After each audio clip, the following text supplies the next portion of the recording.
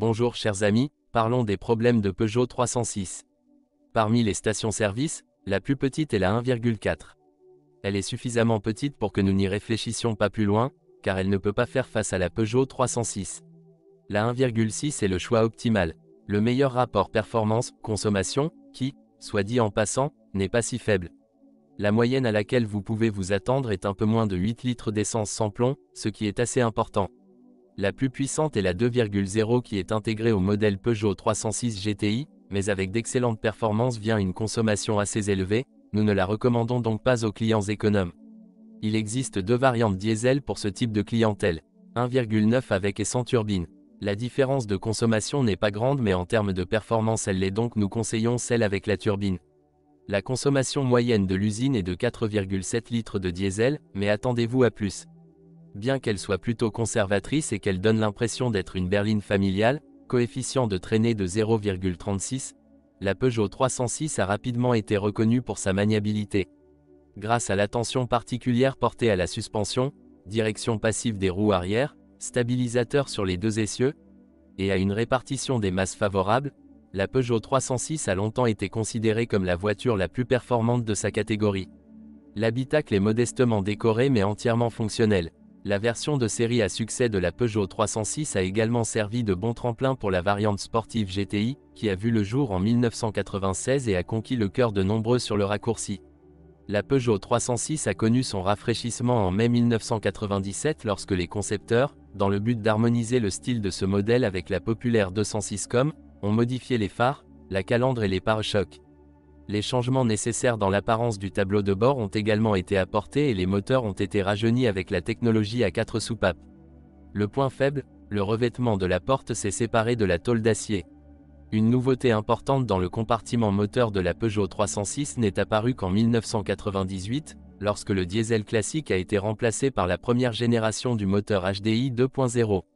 Bien que de puissance égale, ce moteur turbocompressé a permis une réduction de la consommation et de la pollution, avec un fonctionnement plus silencieux et une meilleure distribution de la puissance. Voyons maintenant ce qui distingue la Peugeot 306 en tant que voiture d'occasion. Tout d'abord, les mécaniciens disent que, contrairement à certains modèles plus récents de la même maison, c'est une voiture sans défaut. La carrosserie est très résistante à la corrosion, comme sur la 406, 75% des tôles sont galvanisées. Les pièces d'origine sont durables, mais pas bon marché, et les moteurs sont extrêmement durables, bien sûr avec un entretien approprié. En tant que point faible du support de la Peugeot 306, les biellettes de support vertical du stabilisateur se distinguent et l'état des billes de roue doit être vérifié plus souvent. Dans le cas des moteurs, il est symptomatique que le joint de culasse souffle pendant environ 150 000 km, ainsi que des fuites d'huile de la turbine à un kilométrage similaire. Cette information est bonne à connaître en raison de la pratique établie de retour du kilométrage horaire, car elle peut être un indicateur de l'insincérité du vendeur. Pour une Peugeot 306 d'environ 10 ans, il faut compter sur le remplacement du système d'échappement. Le plus souvent, il tire un tuyau devant le pot arrière. Sa soudure est certes possible mais, à long terme, elle n'est certainement pas conseillée. Les inconvénients Peugeot le 306 peut être attribué à la courte durée de vie des disques de frein, qui doivent être changés presque à chaque changement de plaquette de frein, à 70 à 80 000 km, ainsi qu'au fait que l'ABS ne figurait pas sur la liste des équipements de base, il faut donc vérifier sa présence sur le véhicule. Il faut également vérifier l'état de l'airbag et compter sur son remplacement si le véhicule a plus de 8 ans, recommandation du constructeur. Sur la Peugeot 306, vérifiez. Changez la courroie dentée tous les 4 ans ou tous les 60 000 à 65 000 km. Les clés à courroie dentée se sont révélées peu fiables et peuvent provoquer un affaissement ou une chute complète de la courroie. Il existe également un moyen de déterminer s'il est temps de remplacer la courroie ou la clé, démarrer le moteur et écouter directement au-dessus du capot moteur. Le bruit produit par les soupapes doit être très faible et disparaître complètement après 3 à 5 secondes. Si des clics se font toujours entendre, la courroie ou la clé doivent être remplacées.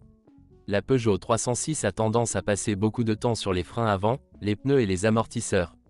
Vérifiez l'état de ces ensembles et essayez de déduire le coût de remplacement des pièces usées. La boîte de vitesse est douce et les synchrones s'abîment facilement.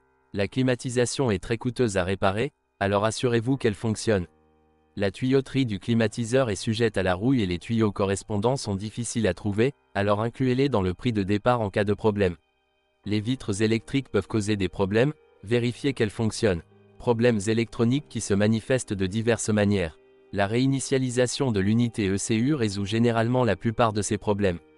La cause en est la fabrication italienne traditionnellement désastreuse, Magneti Marelli.